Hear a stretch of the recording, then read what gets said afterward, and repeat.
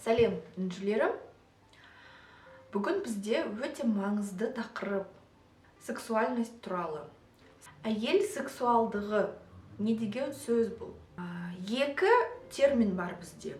Сексуальность и сексапильность. Бұл екі түрлі нәрсе. Сексапильность деген бұл әдемі киіну, сексуалды киіну, ашық көйлек, қысқа юбка, мысалы, макияж жасап, әдемелеп шашты әшекейлеу. Осының бәрі, то есть сырттық көрінісі, сыртқы келбеті әйелдің сексапильный деуге болады. Ал сексуальность деген бұл ішкі состояние. Сексуальность бұл ішкі күй, ішкі состояние. Яғни әйел өзін сексуалды сезінген кезде сол состояниені сеземіз. Ол қай кезде өзін сексуалды сезінеді? Ішінде күші бар кезде, ішкі күштері бар кезде, өмірден рахат алған кезде. То есть бұған бірнеше шарт себептер болу қажет. Сексуалды энергияны өзіңде сезу үшін. Біріншіден, сенің настроениең күшті болу керек. Екіншіден, өзіңнің күшіңді сезіп тұру қажет. Үшіншіден, күш деген кәдімгі физический күш. Өзің, мысалы, жұмысқа баруға, сабаққа баруға өзіңнің күшінің бар екенін сезіп тұрасың. Сол күш туралы айтып жатырмын қазір. Келесі, настроение дедік, күш дедік, сосын өз-өзіне сену, өзін ашық ұстау, еш нәрседен қорықпау. Ашық ұстау деген не деген сөз? Бұл былай майысып, қорқып тұру емес, скромный болып, еш нәрсе айтпай, жай сөйлеп тұру емес.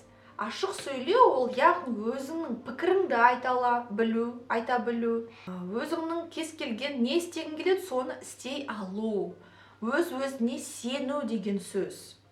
Яғни осы кезде сен өзіңнің ашық екеніңді сезесің.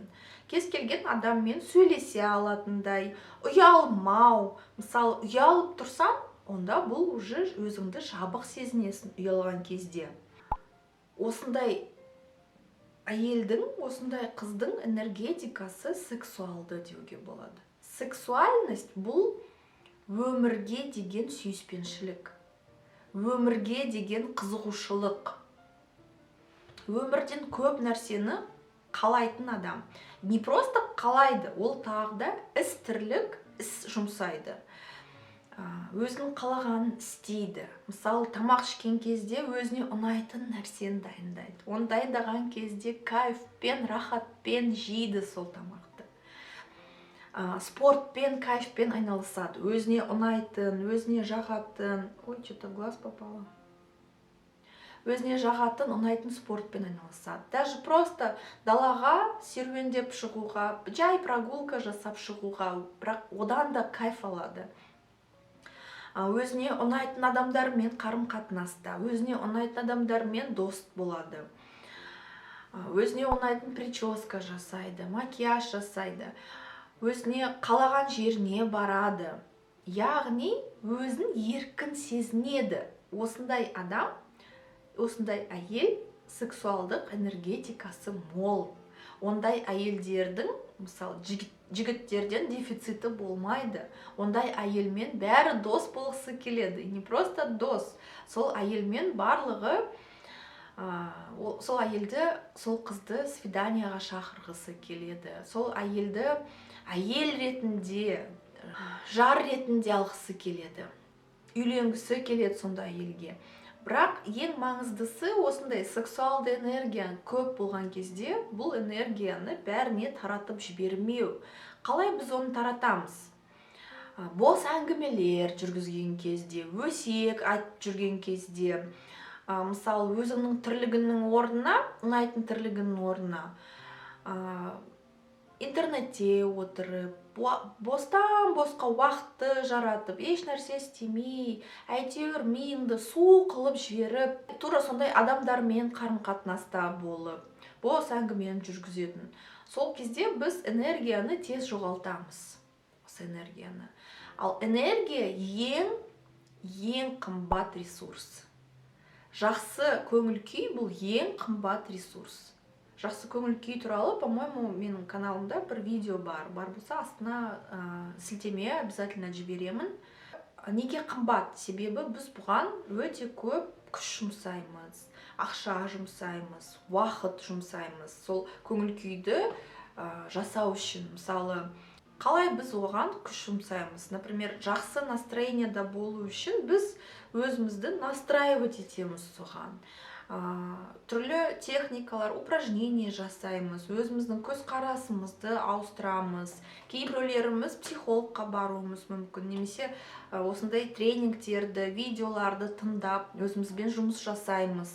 Осы кезде біз, яғни уақытымызды бөлеміз осы іске, настроениямызды, өмірімізді нығайту үшін, өмірімізді жақсарту үшін. И бостан босқа осы настроениені, осы энергияны жаратуға болмайды. Осы энергияны, сексуалдық энергияны, өзіміздің күш қуатымызды бағалау керек, дұрыс бағалау керек. Құндылық екенін сезу керек. Соны білген кезде, сезген кезде біз бостан босқа бұны жаратпаймыз. Сонымен қатар сексуалдық энергия бізге жұмыс істеуге көмектеседі. Жұмысқа деген энергиямызды одан сайын күшейтеді. Сексуалды адамдар, олардың не только әйелдер, еркектер де, олардың көздері жанып тұрады. Олардың өмірге деген ынтасы өте биік, үлкен, кең деуге болады. Олардың қызығушылықтары көп, хоббилары көп. Мысалы, жұмыстан тыс, жұмыстың өзі оларға қатты ұнайды, жұмыс істеген ұнайды, жұмысқа барған ұнайды. Азында тұрған кезде мен бүгін күнім күшті болады деген өзіне настрой береді. И шынымен де сол адамның күні күшті болып өтеді. Өзіне настрой беріп, жұмысқа барып, жұмыстан тыс спортпен айналысып, тағды отпуск болған кезде, немесе выходной кезінде, демалыс кезінде ол табиғат алаңына шығып, теннис ойнап, мысалы, бадминтон ойнап, пикник жасап, түрлі путешествияға барып, то есть өмірдегі, әлемдегі қызықты нәрселердің бәрін үйренгісі келеді. Енді барлығын емес, но өзіне ұнайтын нәрсені істейді, әрекет жасайды.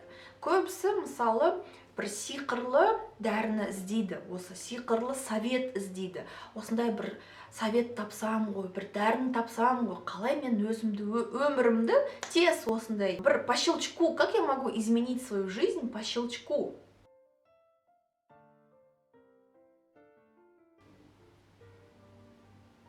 Действие. Действие. Яғни іс жасау. Тірлік жасау. Істеу. Яғни істеу. Мысалы, Nike деген спорттық товарларды сататын бренд бар. Бәріміз білеміз. Олардың лозунгтары, слогандары just do it деп мындай галочка қойып қойған. Білесіздер ғой, иә? Just do it. Не деген сөз бұл? Просто делай деген сөз. Істе. Жай ғана істе. Болды. Осы ең сиқырлы кеңес. Өзіңе ұнайтын нәрсені істе. Қандай өмір сүргің келеді? Бақытты болғың келе ма? Қазірден бақытты болуға үйрен. Осы ресурспен үйрен. Дәл қазір саған өзіне керек, мысалы, машина, путешествие, жігіт келе салмайды ғой, дұрыс па? Дәл қазір келе салмайды. Енді оны күтем дегенше бір заман өтіп кетуі мүмкін. Бұл өміріңде олар кездеспеуі мүмкін, келмеуі де мүмкін. Сонда сен не, бақытыңды босқа жерге тастай саласың ба? Болды, бақытың бітті деген сөз ба? Жоқ, әрине жоқ. Сондықтан қазірден де бақытты болуға болады. Сенің өміріңде не бар? Ашық аспан бар ма? Бар. Азанда көзіңді ашып ояндың ба?